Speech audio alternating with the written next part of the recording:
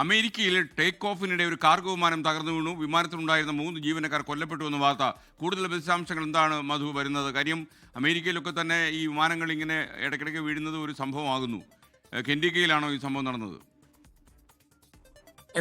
കെൻഡക്കിയിലെ ലൂയിസ്വിൽ അന്താരാഷ്ട്ര വിമാനത്താവളത്തിലാണ് ഇത് സംഭവിച്ചിരിക്കുന്നത്. UPS എന്ന് പറയുന്ന കാർഗോ വിമാനമാണ്. അത് പ്രാദേശിക സമയം 5:15 ഈ വിമാനം പറന്നുയർന്നതിനിടയിലാണ് ഈ അത്യാഹിതം സംഭവിച്ചിരിക്കുന്നത്. 3 പേർക്കാണ് ജീവൻ നഷ്ടപ്പെട്ടിരിക്കുന്നത്.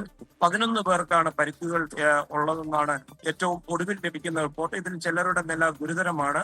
വരും മണിക്കൂറുകളിൽ നമുക്ക് ഈ വാർത്തയുമായി ബന്ധപ്പെട്ടുള്ള കൂടുതൽ അപ്ഡേറ്റുകൾ നൽകുവാൻ സാധിക്കും.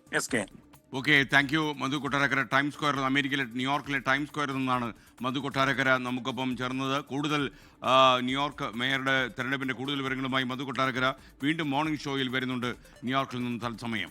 ലോകത്തെവിടെയായാലും ഏത് സമയത്തും 24 വാർത്തകളും ഓഗ്മെന്റഡ് റിയാലിറ്റി പാക്കേജുകളും എക്സ്പ്ലെയിനറുകളും വിശദമായി കാണാൻ ഞങ്ങളുടെ യൂട്യൂബ് ചാനൽ നിങ്ങൾക്ക് സബ്സ്ക്രൈബ് ചെയ്യാം.